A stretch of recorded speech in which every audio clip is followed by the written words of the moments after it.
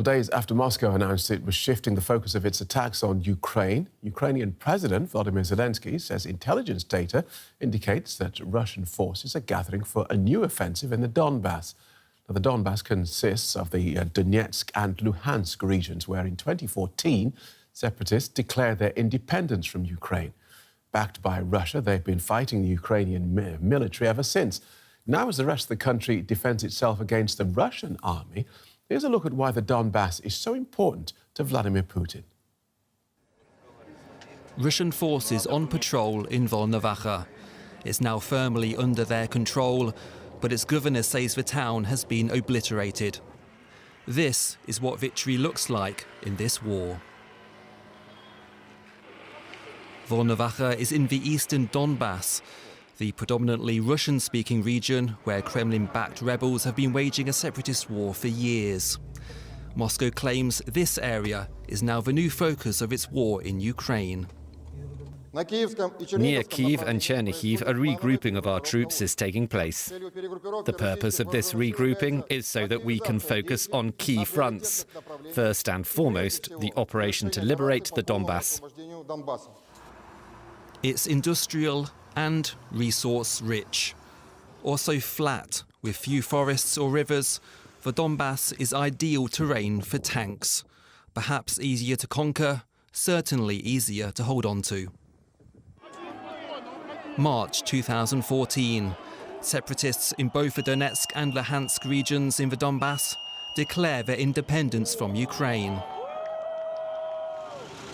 Fighting breaks out. The separatists soon backed with money, weapons and troops from Moscow. In 2015, a ceasefire signed in Minsk ends full-scale fighting, but skirmishes continue. 7 years later, the Donbass is still at the centre of the struggle between Ukraine and Russia. Ukraine has managed to defend large parts of it from invasion. The bulk of its army is thought to be there. Analysts believe Russia could now attempt to encircle these units, with thrusts from Kharkiv in the north and Mariupol in the south. Kyiv says it's ready. We are seeing that Russia is amassing forces for new attacks in the Donbass, and we are getting ready for this. We won't give up anything, and we'll fight for every metre of our land, for every citizen. Instead of regime change, President Putin now seems to have settled for a more limited goal, an admission that his invasion has run out of steam. But if Putin can win the Donbass, he could still claim victory. It might be a possible exit strategy for him, a way out of this war without losing face. Lubov Tobolska is an expert on hybrid warfare and an advisor to the Ukrainian government. We're not revealing her location for reasons of security. But welcome to DW. Earlier this week, President Zelenskyy talked about a potential for compromise over the Donbass. Do you think Ukrainians would accept such a compromise?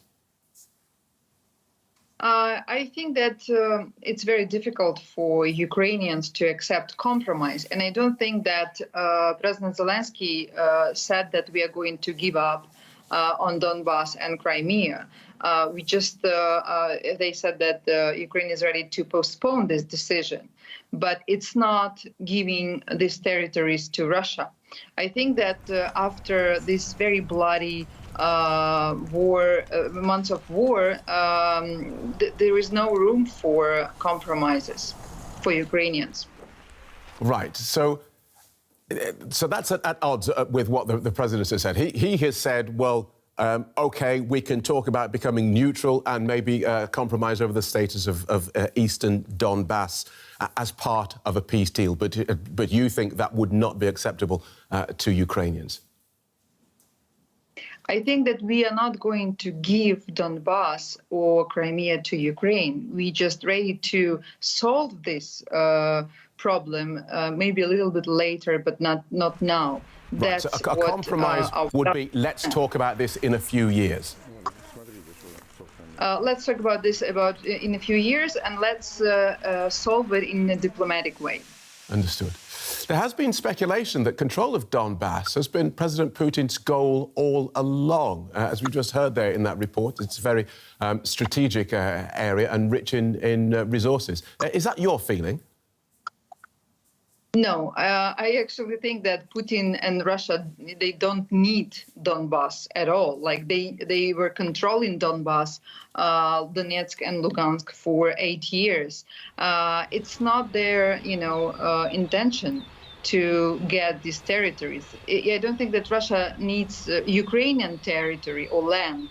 It's about control Ukrainians. It's about controlling the country. That's why I think that majority of Ukrainians think that Russia is trying to basically kill our identity, and they are destroying us for what and who we are. And it's definitely not about Donbas. Why would they bomb Kiev, right, or Lutsk or Rivne? Western cities in Ukraine if they wanted Donbas from the very beginning. I think that now they are trying to regroup their forces, and and that's why they are saying, and that's how they explain it to their domestic audience, that our intention is Donbas, because Russia is suffering very heavy losses, human losses, aircrafts, equipment, and so on. Right. Russia says Ukrainian attack helicopters attacked a fuel storage facility near the Russian town of Belgorod. Was that a Ukrainian attack? We have no confirmation that it was done by Ukrainian military so far. All right. There is no official information. No, but you have no idea whether or not this attack came from the Ukrainian side? I know that our military spokesperson said that they cannot confirm and they cannot disprove this. All right, thank you for that. Lubov Tobulska, advisor to the Ukrainian government. Thank you. Thank you. Now, Vladimir Klitschko, the former boxing world champion and brother of Kyiv's mayor, Vitaly, is in Berlin for talks with German political leaders. He met with Economy Minister Robert Habeck on Thursday and spoke with Chancellor Olaf Scholz and Foreign Minister Annalena Baerbock today. Now, he's appealing for more German support for Ukraine, including economic, military and humanitarian aid. Wir brauchen Finanzen. We need to be supported with funds, with food, with medicine, with weapons. We need Russia to be isolated economically, because every cent that is spent to buy gas is used for weapons that are killing our children, our women, our men, our civilians. Unsere Frauen, unsere Männer, unsere Zivilisten. To Mariupol, which has come under continuous Russian bombardment for weeks. The strategic port on Ukraine's southern coast is essential for the control of access to the Sea of Azov. Previous attempts to establish humanitarian corridors out of the city for around 160,000 people have failed. But reports suggest the Red Cross has begun helping trapped civilians get out of the city. Hollow shells of buildings now, where a vital port city once stood. Mariupol is still under bombardment, with tens of thousands trapped. Those who made it out to areas of Ukraine not controlled by Russian forces describe a harrowing journey on roads controlled by Russian soldiers. These women were able to come to the city of Zaporizhzhia. Next to us, people were buried in children's playground. A person was buried in the yard. We quickly got into the bus. There were already 10 people in the bus, even though it was intended for 9 people with the driver. They put in more seats because people had to get out. It wasn't until the second day that we realized that we weren't going to a humanitarian corridor. We could have simply been shot. We were threatened. They said, we can kick you out and take your car for the needs of the army and just shoot you. This family made it to the city of Dnipro after a hellish ordeal in their hometown of Mariupol. A bomb flew in and exploded into 2 parts, the head and the torso. And then small bombs flew out of it, and fragments flew into the windows, into the school, kindergartens, and windows were all hit. And the house shook so much. The family is safe for now.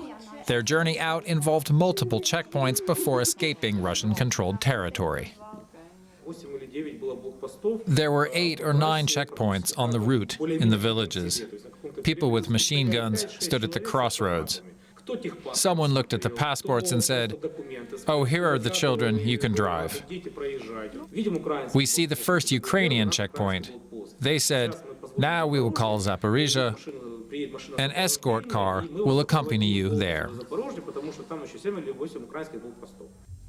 The Red Cross has been trying for weeks to help get people out and supplies in for those who cannot escape Mariupol. Let's go to Ukraine now and join DW correspondent Rebecca Ritters, who's in Lviv in the west of the country. Welcome, Rebecca. Is there any sign of a ceasefire in Mariupol yet? Well, I am actually really happy to be able to report, Phil, that reports that we are getting from the ground in Mariupol is that a limited ceasefire is in fact holding today. There have been several attempts in recent days to try and get people out of the city with no luck on that Red Cross side. They have not been allowed access, but today we are getting reports that buses have been allowed in, and some 2,000 people are currently being evacuated out of the city through both those Red Cross buses and a series of private vehicles as well. They are on their way to Zaporizhzhia, another town just north of Mariupol that is under Ukrainian control. Now, that is extremely good news. Yesterday, those buses weren't able to get in, nor was a massive humanitarian convoy that was trying to get supplies into that besieged city to help the people still trapped inside. But nevertheless, yesterday, 1,400 or a little over 1,400 people were also evacuated. So that's nearly 3,500 people in 2 days, which is, of course, excellent news, but still a long way to go. There's an estimated 100 to 150,000 people still trapped in Mariupol, Phil. That's more than a quarter of the city's population, and we've all seen and heard the dire circumstances that those people are living under today. The spokesperson for the Red Cross said, "We're simply running out of adjectives to describe the atrocities that are taking place in Mariupol." So whilst 3,500 people is definitely a step in the right direction, there's still quite a long way to go. Right. Another of today's big stories in Ukraine, these Russian claims that Ukrainian helicopters bombed a fuel storage depot inside Russia. No official confirmation one way or the other from Ukraine. What are you hearing over there? That's right, Phil. There's these reports of an alleged attack. The owner of that petrol station, which lies about 40 kilometres north of the city of Kharkiv, which is in Ukraine, obviously the besieged city of Kharkiv. It's been heavily bombarded in the last 4 weeks. Now, 40 kilometres north, that's when this alleged attack is supposed to have taken place. The owner of that petrol facility has confirmed that is indeed on fire, but wasn't able to say where the attack came from, where the shelling came from. Now, the Ukrainian military hasn't confirmed it. Russia has said it was definitely a Ukrainian attack. The Ukrainian side haven't been able to confirm or deny. In fact, the foreign minister, Dmitry, I've forgotten his name, excuse me, just momentarily. He's said he can't confirm or deny either, Kuleba, that's his name, can't confirm or deny either because he simply doesn't have the military information. Now, this, if confirmed, would of course be a huge development in this war. Everything so far all the fighting has been on the Ukrainian side. There's been no attack on Russian territory, so that would obviously be a development. Not necessarily an escalation in the conflict, but definitely a development and certainly morale boosting for the Ukrainian military, and also, a sign to Russia that the Ukrainian military is still capable of such an attack. OK, thank you for that, Rebecca. Rebecca Ritters reporting from Lviv. We'll take a quick look at some more Ukraine-related stories in this hour. German prosecutors say they have charged a former German military reserve officer with spying for Moscow. They say he was in contact with Russian intelligence services from 2014 to 2020, and that he provided information about the Bundeswehr, civil defence, and the impact on German companies of EU sanctions against Russia. The head of the International Atomic Energy Agency says he will lead a mission to the contaminated Chernobyl nuclear site in northern Ukraine. The announcement comes after Russian forces began withdrawing from the area after seizing the site in late February. Ukraine has claimed that Russian soldiers showed signs of radiation sickness. US President Joe Biden says he wants to release up to 180 million barrels of oil from his country's strategic reserves to control rising energy prices related to the war. The International Energy Agency is due to hold an emergency meeting later to discuss further action. Most Western diplomats, NGOs and observers have left Kyiv for safety reasons. But one former German lawmaker has just returned to the Ukrainian capital to see for herself what the current situation is. Greens party veteran Marie-Louise Beck is calling for more solidarity from Germany and the EU for Ukraine in its fight against the Russian invasion. DW's Nick Connolly spoke to her in Kyiv. Mrs. Beck, can Ukraine win this war, and what would a Ukrainian victory look like? I don't know whether it will win this war. I hope it will, because this is a Russian and Putin's war against Europe and not only against Ukraine. And I think the Poles and the Baltic states understand that much better than us Germans do, that if the Russian military would have a victory here, there would not only be a terrorist system in the country, but the Russian military would be much closer to our European borders, to EU borders, and we can't have any interest in that. So will they win the war? I think it depends a lot on how decided the West is to equip the Ukrainian military. You know that Germany was very hesitant. Poland and the United States are doing very well. They understood. France and Germany, I think, can do more in delivering the weapons the military needs, and this is especially to be able to close the sky for Russian missiles and planes. So right now, the help coming from Germany, is it a case of too little, too late, or can Germany still play a relevant role? Yes, I think this is a pretty good sentence. Definitely too late. Too little is not the stuff they need on top of it. And this is, like I said, I'm not a military expert, but it is close the sky. We visited a children's hospital today, and we did not go into the rooms, we only saw the pictures. It is unbelievable what you see and what has been done by rockets. So it is really something in the interest of the civilians, and if we want to be humanitarian, it is about closing the sky. In terms of the debate in Germany, you've been someone who's been very forthright about Russia and the dangers coming from Vladimir Putin's Russia for a long time. Do you think that German public debate is actually changing now? Do you think people have recognized the seriousness of the situation, or do you think Germany still wants to kind of sit on the fence and keep ties open with the Kremlin? Well, I mean, I think all democratic countries actually don't want to enter into a war, and it's a very normal feeling, because people, even if they have not been in a war themselves, the families remember.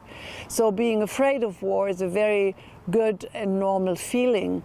But now it is understanding that if you don't fight the war and the aggression, then it will come to you.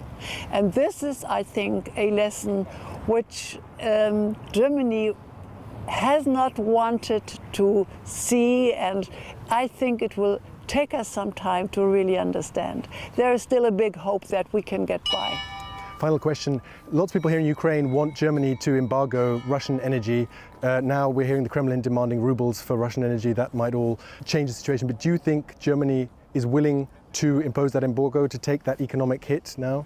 Well, about the ruble deal, I was very glad to hear that all countries said we are not going to do that, because it would help working against the sanction of the central bank.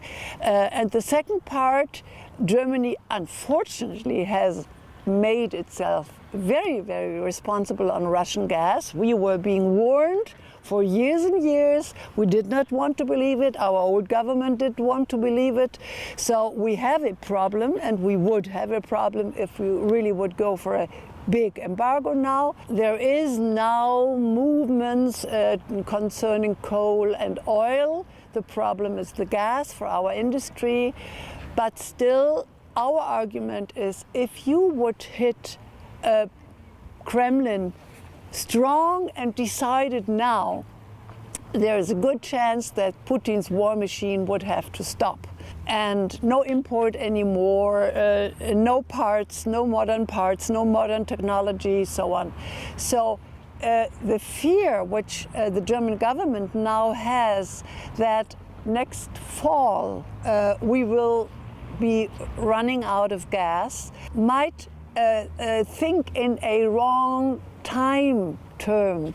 We are advocating for this short hit, and we think, and in Ukraine you are being told that this is a pretty good thesis, that this might end the war faster than everybody else might think. Are you leaving Kiev more optimistic than you came? No, I'm not leaving it more optimistic. The drama of Mariupol is somehow not, obviously, the world does not really want to see. It's unbelievable.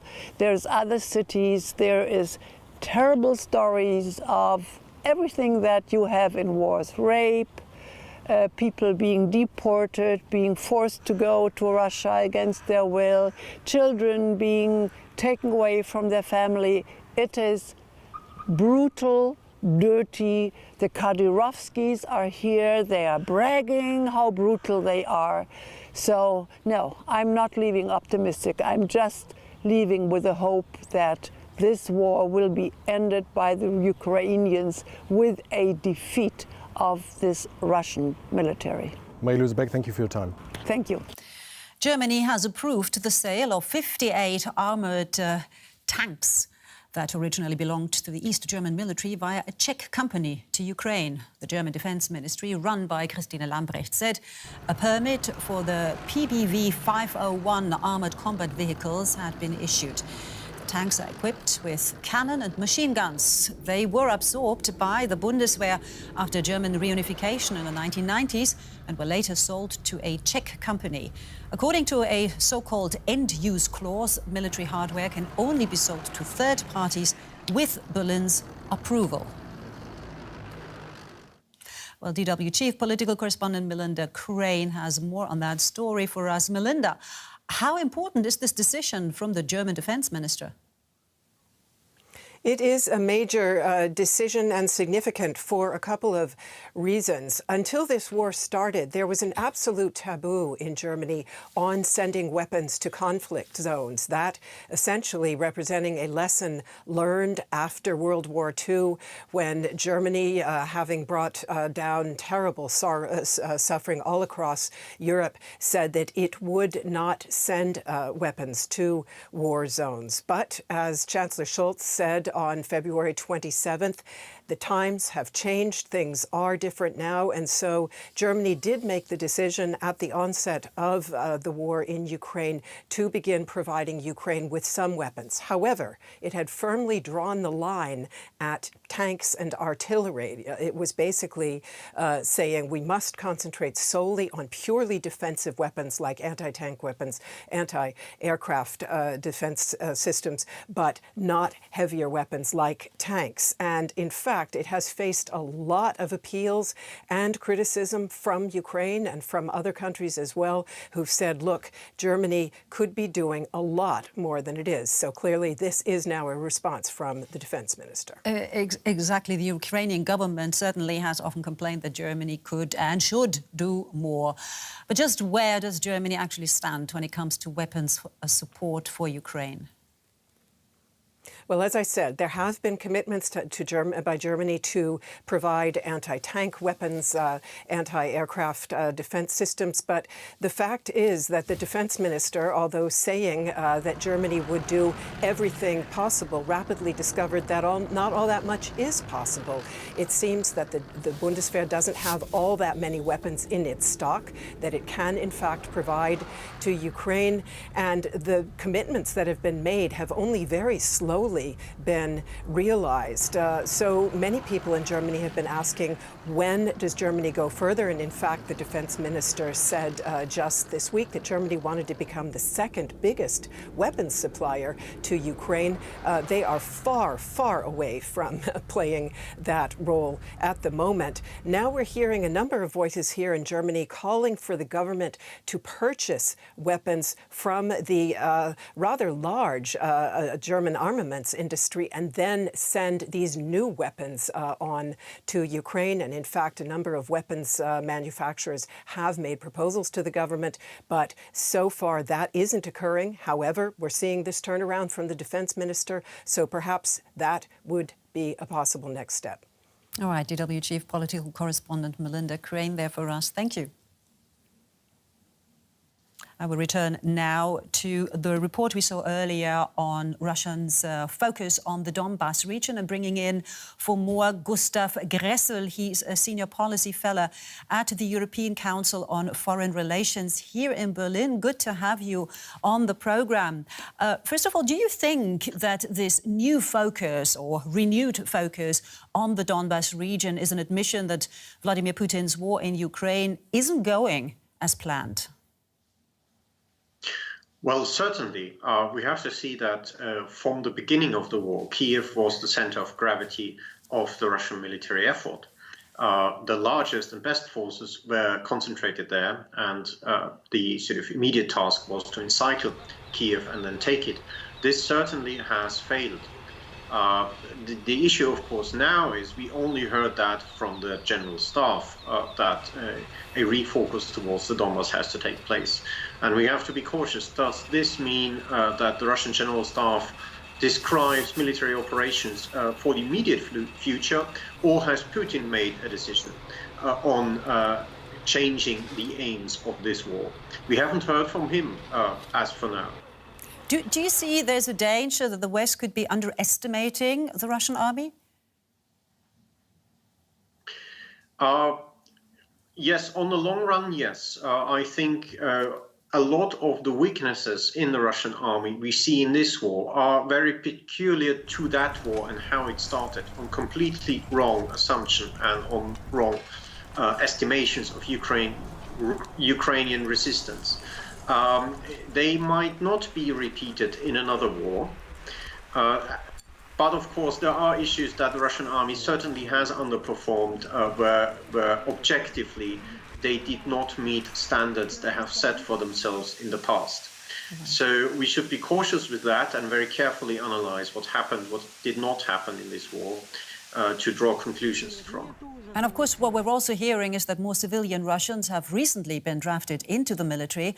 Russian troops stationed elsewhere could be coming to Ukraine today.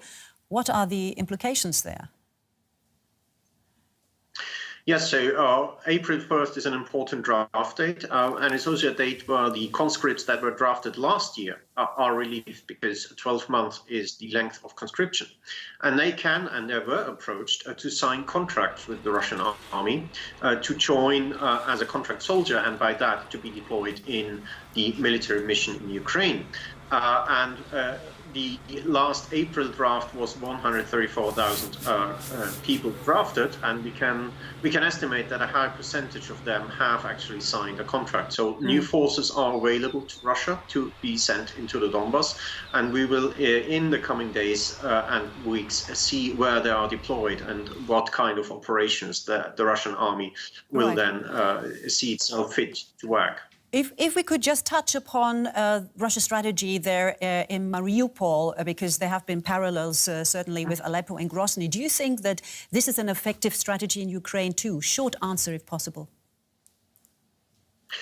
Well, Grozny was the capital of Chechnya, and Mariupol certainly is not the capital of Ukraine. So there's a difference there. But yes, in how to fight and how to fight in urban warfare, Russia does this the same way, which is using a lot of artillery, destroy the entire city, and then conquer it.